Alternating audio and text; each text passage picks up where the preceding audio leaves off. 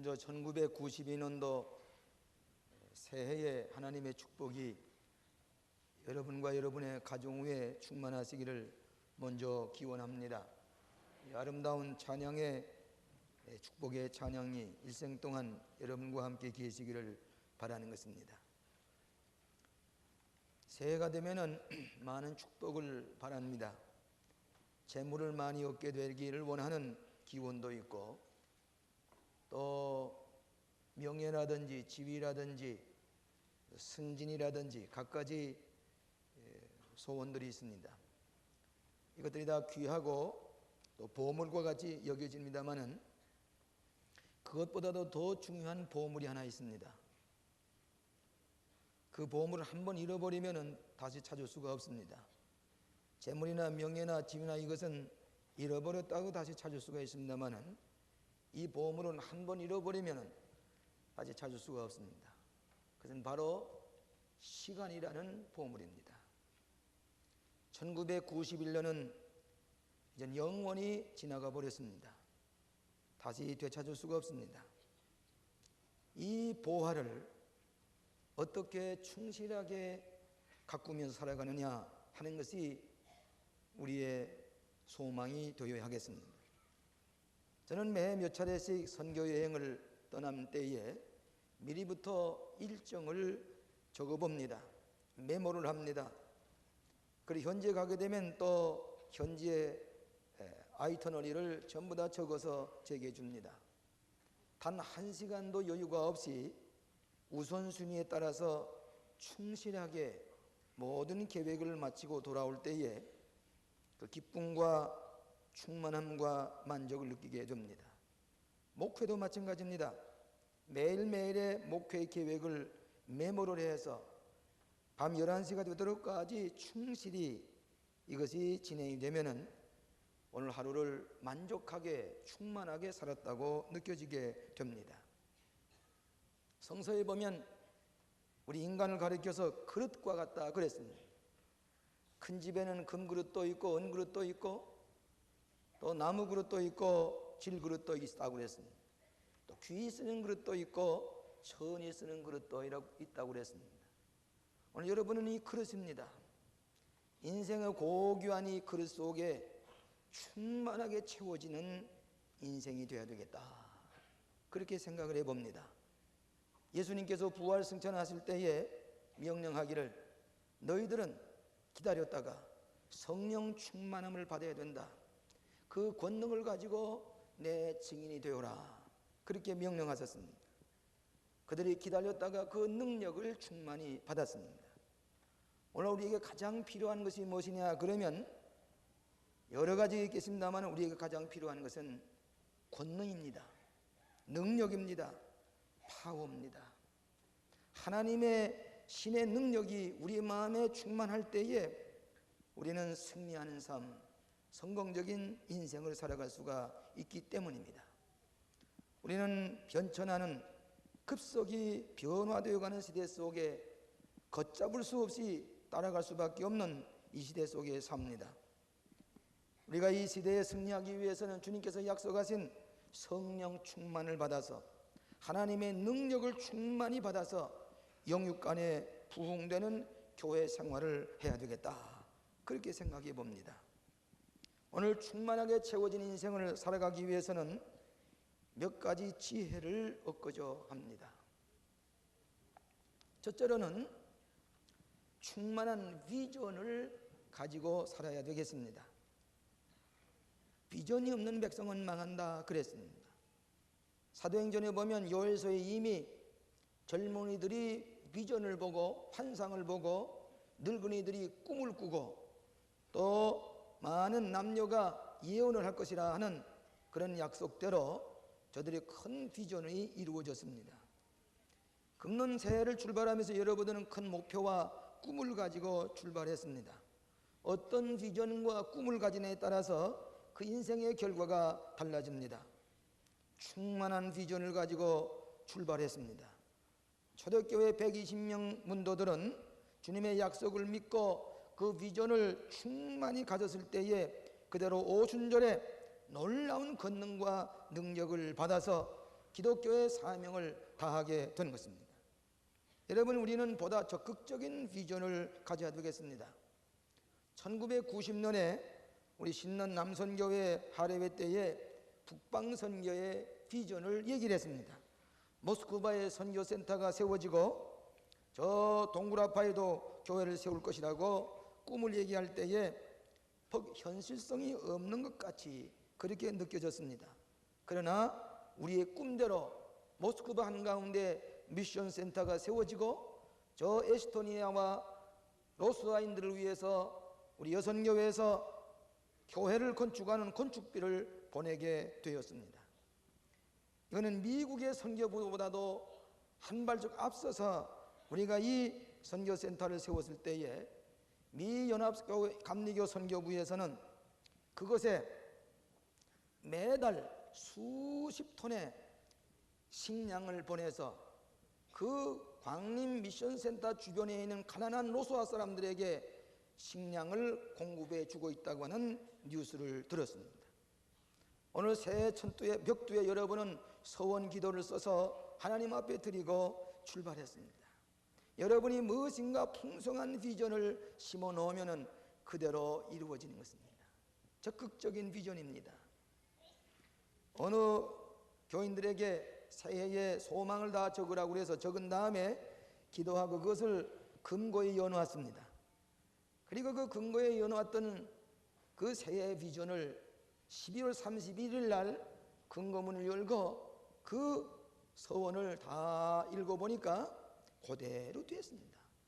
어떤 사람은 나는 금론해를 남기지 못하고 죽을 것이다, 그렇게 쓰였는데 보니까 역시 그 사람은 살고 있지 아니하고 이미 죽었습니다. 그들이 연초에 가졌던 그 비전대로 그 생의 결과가 이루어지는 것을 보아서 할 수가 있습니다. 용서하시기 바랍니다. 저희 집은 우리 조상 쪽부터 장수하는 가정이 아닙니다. 거의가 다 회갑전에 세상을 떠났습니다. 저희 할아버지도 회갑전에 세상을 떠났는데 저희 아버님이 늘 하시는 말씀이 우리 할아버지도 회갑전에 세상을 떠났으니 나도 아마 60을 넘기지 못할 것이다, 그렇게 말씀하셨는데 그 말씀대로 회갑 5개월 전에 세상을 떠났습니다.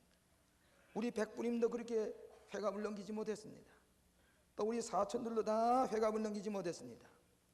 근데 저는 그 얘기를 한마디도 하지 않았습니다. 저는 60고개를 넘었습니다. 오늘 때때로 우리가 습관처럼 하는 얘기가 지나가는 얘기처럼 했는데 그대로 됩니다. 회갑을 지나지 못하고 세상을 떠났습니다.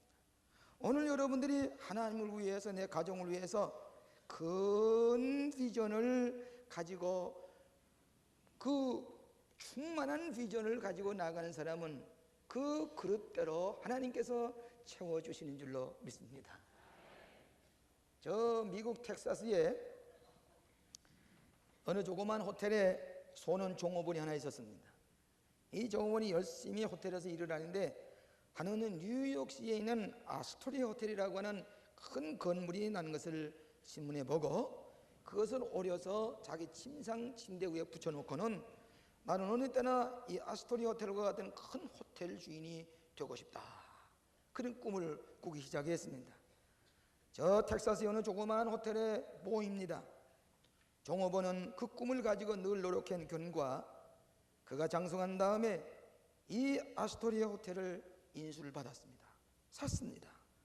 호텔을 다시 꾸몄습니다. 그 호텔의 이름이 뭐인 거니? 그 소년 종업원의 이름이 무엇인 거니? 힐튼이라는 사람입니다. 힐튼 호텔이 세워졌습니다. 지금 전 세계에 격조 높은 호텔로서 힐튼 호텔은 전 세계에 이 죄인이 되어 있는 것을 알 수가 있는데, 이것은 힐튼이라는 소년이 어렸을 때에 어느 사진 하나를 걸어놓고 그 충만한 비전을 가지고 노력하는 결과 그대로 이루어지는 것을 알 수가 있습니다. 초대교회에 예수님 십자가에 못 박혀 돌아가신 다음에 보잘것없는 어부들, 그들에게 충만한 비전을 가지고 기다렸던 성령의 충만함을 받을 때에 예루살렘을 뒤집어 엎고 세계를 변화시키는 놀라운 역사가 충만하신 비전대로 이루어지는 것을 우리가 알 때에 우리들로 하여금 금년에도 충만한 비전을 가지고 출발할 때에 그 그릇대로 하나님께서 채워주실 줄로 믿습니다. 두 번째로는 충만한 믿음을 가지고 살아가자고 하는 것입니다. 인간은 무엇이든지 마음에 채워진 것이 지배하게 됩니다. 여러분, 우리의 마음속에 성령이 충만히 채워졌으면 그 성령이 나를 지배합니다. 최골련 목사님이라는 목사님이 한 분 계시는데 외경에게 붙잡혀 가서 고문을 받게 됐습니다. 예수 전한다고 해서 그대로 때리니까 때릴 때마다 예수 예수 자꾸 추천합니다. 와, 예수만이가 자꾸 부르라고 하니까 내 여기까지 예수가 가득 차 있기 때문에 그저 때리기만 하면 예수만 추천합니다. 충만하게 차 있는 대로 그 사람에게 표현이 되어집니다. 이를테면 우리가 서로 대화를 나눠보면 그 사람의 마음에 뭐에 가득 차 있는 것이 드러납니다. 욕심이 많은 사람은 욕심이 드러나게 되고, 탐심이 많은 사람 혹은 향락에 젖은 사람은 언어가 그렇게 나오고, 진실한 사람, 믿음을 가진 사람은 그 충만한 대로 그 삶을 지배하기 때문에 언어와 생활을 지배합니다. 성령이 충만한 사람도 하나님의 영이 지배하는 사람은 그 영에 의해서는 행위가 달라지고 생활과 습관과 언어와 모든 것이 내가 충만한 대로 지배를 받게 되어 있습니다. 성령 충만을 받았다고 해서 우리가 방언을 얘기하고 기적을 베푸는 것, 그것도 성령의 역사지만은 성령이 충만한 사람은 영이 내 말과 내 생활과 내 사고와 내 행동과 내 습관을 지배할 때에 성령 충만한 사람이 되는 것입니다. 우리의 마음속에 예수를 믿고 썩어져가는 구습과 죄악과 탐심과 이것을 다 회개해서 다 비고, 그럴 때에 거기에 성령 충만히 선물로 받으면 그 영에 의해서 지배에 당하는 사람이 될 때에 기적과 이사를 베푸는 놀라운 성공적인 인생을 살아가는 것이라고 하는 것입니다. 누가복음 7장에 보면 이탈리아의 백부장이 사랑하는 종이 병들어서 죽게 되었습니다. 이 군인이 예수님께 향해 가서 예수님께 이 사랑하는 종의 병을 고쳐달라고 유태인의 장로를 통해서 요청을 했습니다.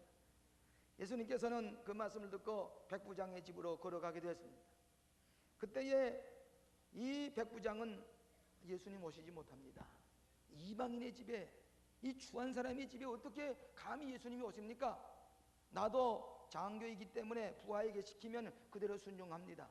예수님 그 자리에서 말씀만 하시면 내 죄인 낫겠습니다. 오시지 마십시오. 말씀만 하십시오. 예수님께서 말씀을 하시니까 꼭 그 시간에 백부장의 종의 병이 깨끗이 났습니다. 그때 예수님께서 뭐라고 하냐면 이만한 믿음을 보질 못했다. 훌륭한 믿음을 가진 사람이로구나. 믿음이 충만한 사람이로구나. 믿음이 지배하는 사람이로구나. 오늘도 우리가 하나님의 약속의 말씀을 믿고 살아갈 때 우리 믿음이 충만하면 모든 우리의 삶이 거기에 지배당하는 기사와 이적을 체험하며 살아가는 것이 그리스도인의 삶이 되는 줄로 믿습니다.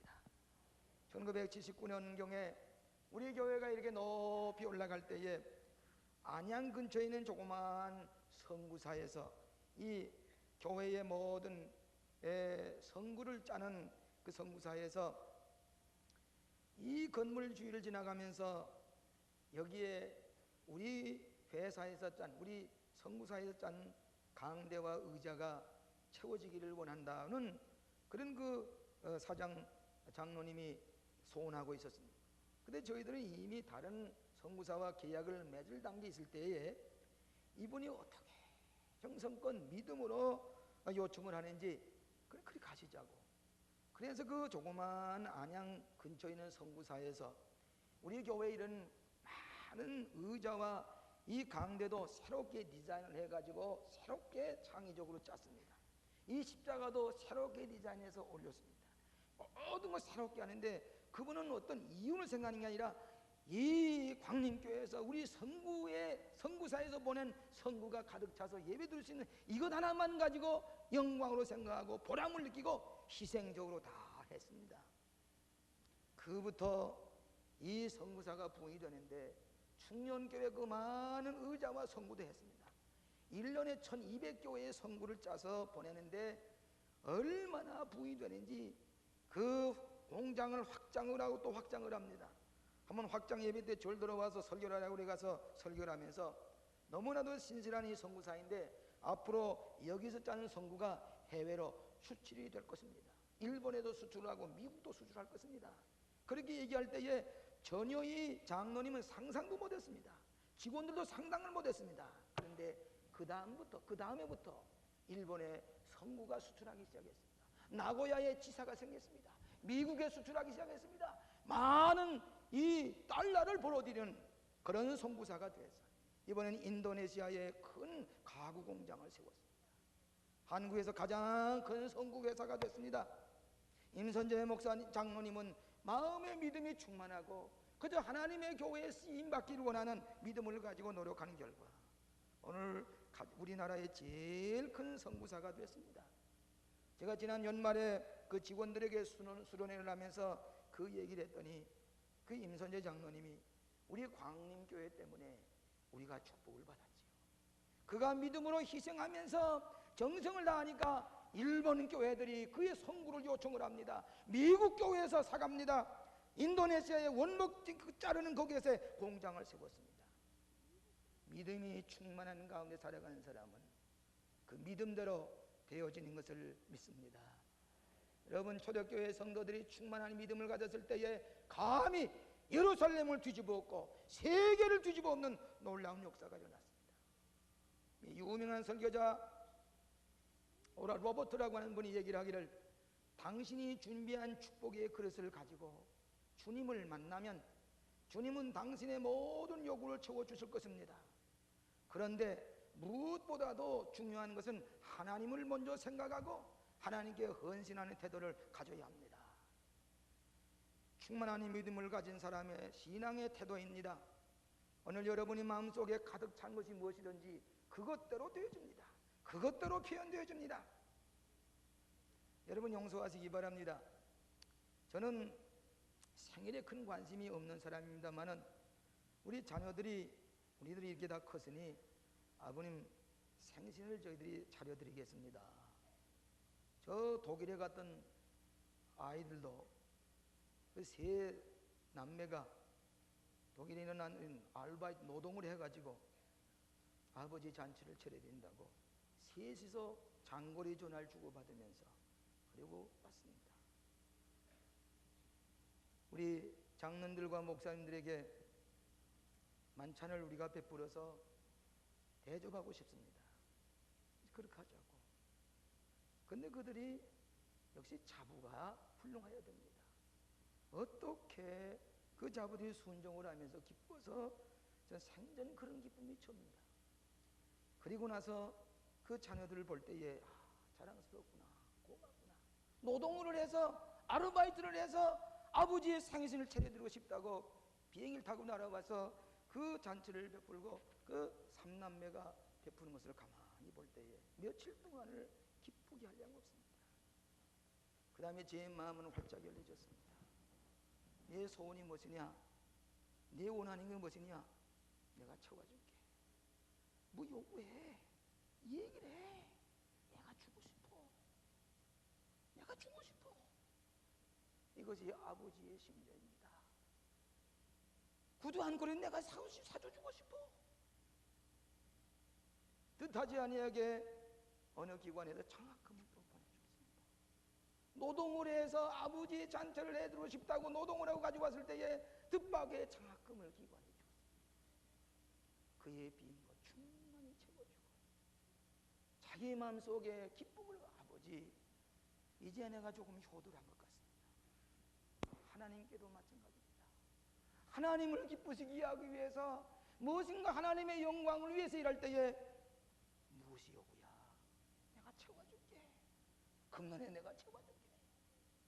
이것이 하나님 아버지께서 사랑하는 믿음의 자녀들에게 원하시는 믿음이 충만한 가운데 살아가시는 형제들에게 하나님께서 베풀어 주시는 충만하신 은혜인 줄로 믿습니다.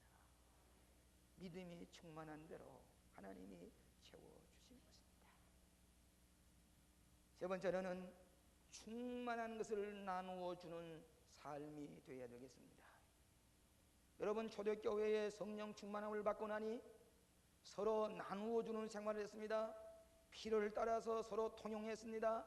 가난하고 어려운 사람, 우리 이렇게 받았으니 나누어 가집시다, 나누어 가집시다. 이것이 그리스도인의 생활입니다. 예수 믿는 사람은 내가 가진 것을 충만하게 욕심스럽게 쌓는 게 아니라 나누어 주고 또 나누어 주고, 나누어 주면 또 채워지고, 나누어 주면 비면 또 새 것으로 채워주고 또 채워주는 것이, 이것이 그리스도인의 충만한 축복의 삶입니다. 오늘 여러분이 충만한 그대로 가지고 있으면 썩습니다. 아무 소용이 없습니다. 기왕 우리는 빈손 들고 왔다가 빈손 들고 가는데, 빈손 들고 가는데 우리에게 있는 거 가지고 좀 남에게 도와주고 보람 있는 일 하고 가면 얼마나 좋습니까? 광림교회에서 무료 양농을 지었습니다. 사랑의 쌀을 보냅니다. 제 소원 같아서는 굶고 있는 분들이 많이 있는데 아침마다 한 500그릇이라도 국밥을 해서 대접하고 싶습니다. 집이 없어서 방황하는 이들에게 지붕 밑에서 잘 수 있는 그런 일을 또 하고 싶습니다. 또 양농원도 또 짓고 싶습니다. 할 수 있습니다. 우리가 한 세상 살고 가는 동안에 너무 많은 것 받았는데 나누어주고 가시자고 말입니다. 좀 나누어주는 생활이, 그것이 성공적인 삶이라고 하는 것입니다. 여러분, 아브라함과 같은 사람은 물질적으로 큰 축복을 받았습니다. 그런데 아브라함은 나누어주기를 좋아합니다. 한 번은 상수리 나무 밑에서 쉬고 있는데 멀리 보니까 그 광야에 급히 세 사람이 달려옵니다. 뙤약빛 밑에 달려옵니다. 근데 아브라함은 이리 좀 오세요. 이 대낮에 어디를 가십니까? 좀 와서 발을 좀 서늘하게 하시고 제가 점심을 대접하겠습니다. 그리고 그 모셔놓는 그분이 천사들입니다. 살아도록 고운 가루를 반죽을 해, 떡반죽을 해. 살찐 저희 송아지, 어린 송아지 좀 잡아. 버터를 가져와, 치즈를 가져와, 우유를 좀 가져와. 그 세 천사를 정성껏 대접했습니다. 이 정서가 감동이 돼서 이 집에 아들이 없는 것을 아시고 내년 이맘때에 아들을 낳을 것이요. 이 사라는 부끄럽기도 하고 도저히 믿어지질 않아서 웃었다 그랬습니다. 그런데 아브라함은 그대로 축복을 받았습니다. 여러분, 나누어 주기를 좋아하는 사람에게 축복이 임하는 것이, 주는 자에게 축복이 임하는 것이 하나님께서 우리에게 약속하신 축복의 약속입니다. 우리가 새해를 들어서 우리가 귀가 아프도록 듣는 얘기가 있습니다. 이대로서는 안 된다. 경제적인 재건이 있어야 된다. 이 나라 경제가 다시 살아야 된다. 60년대 후반에 우리가 허리줄 노여매고 노력하고 땀 흘렸던 것처럼 이 나라 경제가 다시 살아야 된다. 이것이 시간이 들려오는 얘기인데 할 수 있습니다. 할 수 있습니다. 열수가 하나 있습니다. 이제 우리의 이기심을 버려야 됩니다. 이기심을 버려야 됩니다. 내가 왜 졌을 것을 국산을 쓰고 우리가 무슨 먹을 것도 줄여서 먹고 조금이라도 우리가 절약하면서 내 이기심대로 내 마음대로 살 수가 없습니다. 이기심을 버리고 남을 생각하고 국가를 생각하고 사회를 생각하는 사회가 될 것 같으면 순식간에 우리나라는 일어납니다. selfishness, 이기심을 버려야 됩니다. 특별히 크리스찬이 우리가 이기심을 버리고 절제하고 노력할 때에 이 나라는 다시 살아간다. 문제가 없습니다. 눈으로 보는 보게 됩니다. 로버트 슐러 목사님이 성공하는 사람에게 두 가지가 꼭 필요한데, 첫째가 뭐인 거니? unselfishness, 비이기적이 돼야 한다고 그랬습니다. unselfishness, 비이기적인 사람이 성공하는 법입니다. 또 하나는 깊은 차원에서 남을 도우려고 하는 사람, 무엇인가 남을 도우려고 하는 사람이 성공하는 사람이 된다 그랬습니다. 오늘 그리스도인들은 이제 이때일수록 우리는 비이기적이 되어야 되겠습니다. 먹는 거, 입는 거, 쓰는 것을 비이기적인 생각을 가지고 절제할 때에 나도 살고 저들도 살고 국가가 살고 경제가 일어나는 그런 놀라운 열쇠를 우리가 가지고 있습니다. 문제는 우리가 해결할 수가 있습니다. 인도의 간디가 한 번 얘기를 하기를, 인류의 눈물을 씻어주기 위해서 위대한 일을 실천하는 큰 용기를 가지고 싶다 그랬습니다. 남을 도와주는 인류의 눈물을 씻어주는 일 위해서 용기를 가지고 싶다 그랬습니다. 남의 어려움을 도와줄 줄 아는 사람, 그 사람이 성공한 사람입니다. 이번에 크리스마스 전후에서 핸델의 유명한 메시아 오라토리오를 우리 갈릴리 성가대를 통해서 오케스트라를 통해서 너무 우리가 은혜를 받았습니다. 제가 그랬더니 우리 집 아이가 너무 이 핸델에 도취되어 있으니까 핸델의 메시아 그 뭐라고 그럽니까? CD라고 그럽니까? 컴팩트 디스크라고 그럽니까? 생전 내가 처음 그걸 봤어요. 그런데 그걸 틀어놔 줬어요. 그래서 그걸 어떻게 자기가 아버지께 그거 좀 선물한다고. 그래 그걸 내가 들으면서 오늘 아침에도 틀어놓고 들으면서 세수를 하면서 준비하면서 왔습니다. 여러분, 핸델이 메시아를 작곡할 때 빚을 많이 졌습니다. 감옥소에 가기 직전에 몸은 반신이 마비가 됐습니다. 이때 이 메시아를 작곡하려고 할 때에 그는 오선주의 눈물을 뚝뚝 떨어지면서 20여일 만에 작곡을 했습니다. 그는 가난했습니다.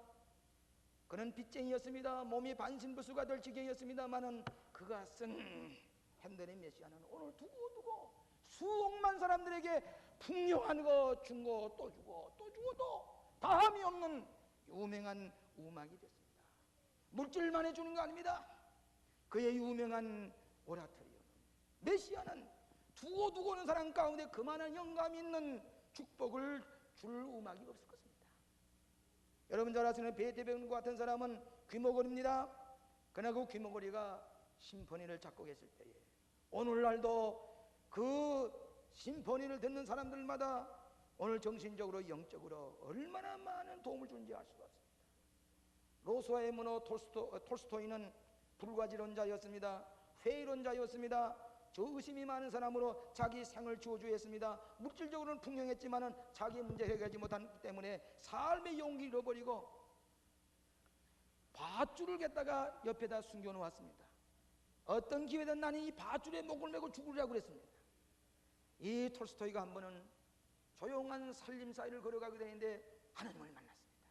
하나님이 여기 계시는 것을 몰랐고 하나님을 믿기 시작을 했습니다. 그 다음부터 그 마음의 기쁨이 충만하기 시작했습니다. 그 다음부터 저는 작품마다 하나님이 살아계신 것을 쓰기 시작했습니다. 도스토옙스키도 마찬가지입니다. 시베리아의 유형을 당해서 24번을 신약성서 읽으면서 하나님을 만나고 그리스도를 만난 다음에 그는 유명한 작품을 쓰기 시작했습니다. 그 작품은 공산주 국가에서 예배도 보지 못하게 하고 무신론 국가에 박해하 있을 때에 뜻이 있는 사람은 로스한 말로 톨스토이를 읽기 시작했습니다. 2번, 3번 전집을 읽기 시작했습니다. 도스토옙스키를 다시 읽기 시작했습니다. 하나님을 만났습니다. 신앙을 되찾았습니다. 그러면서 몸부림치던 그가 우리 광림 미션 센터가 모스크바에 세워질 때에 하나님께서 만나게 하신 분이 미하일 강이라고 하는 분입니다. 그분은 대학 교수였습니다. 그때 우리 교회 와서 같이 예배를 드리고 소명감을 가지고 미션 센터를 세우기 위해서 애를 쓰는데 이번에 유명한 미국의 화가 로스와의 화가 7명, 8명을 모시고 와서 지금 저 3층에 앉아 있습니다. 그분이 바로 이 시간에 로스한 말로 통역을 설교 동시 통역을 하고 있습니다. 이것이 기적입니다. 실패와 좌절 가운데 있던 그가 쓴 작품이 100년, 200년 후에 오늘 그의 작품 속에서 남에게 풍요로운 축복을 주고 하나님을 만나게 하고 무신론 공산인 국가에선 짓눌렀던 그에게 하나님을 만나게 하셔서 선교의 횃불을 드는 놀라운 역사가 일어나게 하신 것이 하나님의 선교의 방법입니다. 월가의 미국 뉴욕의 월가에 20대 중반에 있는 청년이 인터뷰를 하기를 나는 30전에 100만 장자가 될 것입니다는 꿈을 얘기를 했습니다. 그래서 텔레비전에 나왔습니다. 그런데 20대 중반에 있던 이 청년이 30세가 되는 해에 100만 장자가 됐습니다. 다시 텔레비전에 얘기했습니다. 그 다음에 이 100만 장자가 된 돈은 무엇에 쓸 것인가? 그 목표가 없었습니다. So what? 100만 장자가 돼서 뭘 할 것이냐는 것입니다. 이렇게 사는 것은 그리스도인이 아닙니다. 우리는 우리가 사는 동안에 우리의 도움을 구하는 사람에게 우리의 말과 사상과 신앙과 우리의 손으로 도우면서 살아가는 것입니다. 여러분은 코카콜라 문화가 미국의 문화로 할 것 같으면 코카콜라가 안 들어간 데가 없습니다. 근데 코카콜라가 본사가 애틀랜타에 있습니다. 이 코카콜라 사장은 1년에도 수천만 불씩을, 감리교 대학인 유명한 에머리 대학에 수천만 불씩을 기증합니다. 연구소에서 연구를 합니다. 학생들에게 장학금을 줍니다. 캠퍼스를 킵니다. 코카콜라가 부흥되는 것은 그가 자선사업을 위해서, 교육사업을 위해서, 에머리 대학을 위해서 세워진 것이, 그것이 그 유명한 코카콜라였습니다. 여러분, 듀크이라고 하는 유명한 감리대학이 있는데, 그는 듀크이라는 사람은 담배 장사하는 사람이었습니다. 그러나 그가 담배 장사를 비롯했다고 할지라도 모든 유익을 듀크 대학에 기증함으로 말미암아 유명한 대학이 됐습니다. 저는 지난 10월에 에스베리 신학교에 가서 총장님과 얘기하는 가운데, 교수님들이 그들이 고백하는 가운데, 지금 누군가가 1,500만 달러를 이 에스베리 신학교를 위해서 유산을 몽땅 기증했는데, 이 돈을 가지고 기숙사를 짓니다. 이 가족을 가지고 연구센터를 짓니다. 우리나라에도 이런 일이 있었으면 좋겠습니다. 재산 때문에 형제들이 갈라지고 칼부림을 하고 부모와 자식 간에 싸움을 하고 살인 비극이 나는 것 대신에 우리가 더 좋은 일을 위해서, 자선사업을 위해서, 교회를 위해서, 학교를 위해서 자기 유산을 몽땅 기증하는 그 사회가 될 때에, 남에게 나누어주는, 충만한 것을 남에게 나누어주는 사회가 될 때에 이 나라가, 이 백성이 위대하고 인격적인 품이 있는 축복받은 국민이 될 것이라고 하는 것입니다. 성님 말씀 보니 나누어주고 난 다음에 그들은 기쁨이 충만하고 찬미하면서 오고 가는 것 보고 믿는 사람이 날마다 더해졌다고 그랬습니다. 여기에 기쁨이 있습니다. 여기에 찬송이 있습니다. 인생의 찬송이 여기에 나오는 것입니다. 사랑하시는 여러분, 성령이 충만한 사람 영육 안에 복을 받는데, 우리가 남에게 나누어주면서 마지막에 죽을 때 하나도 써보지 못하고 남의 것을 원치 않는 것에다 흩어지면서도 자기가 기쁨으로 나눠주지 못하는 미련하고 어리석은 사람이 될 것이 아니라 성령 충만한 가운데서 영육간의 복을 받아 살아가는 우리들이 되어야 되겠습니다.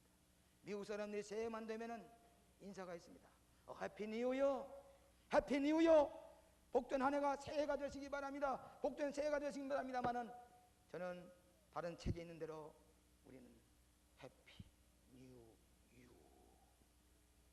해피 뉴 유, 복된 새로운 당신이 되시기 바랍니다.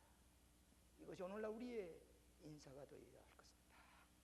금년에도 충만한 비전을 가지고 충만한 믿음 가운데서 우리에게 주어진 충만한 것을 나누어 주는 여러분의 삶이 되시기를 주의 이름으로 축원합니다. 자비하신 아버지, 은혜를 감사합니다. 지난 한 해도 우리에게 한치 앞을 볼 수가 없는 우리들이지만은 눈동자와 같이 보호하셔서 오늘에 이르게 하시고 기쁨의 새해, 또 축복의 새해를 맞이하게 하신 것을 감사합니다. 충만한 비전 가운데 살기 원합니다. 우리의 마음의 믿음이 충만해지고 주어진 축복을 나눠주면서 참으로 보람된 인생, 하나님께 축복하시는 인생을 살기를 원합니다. 이 은혜를 베풀어 주시옵소서. 예수님 이름으로 기도하옵나이다.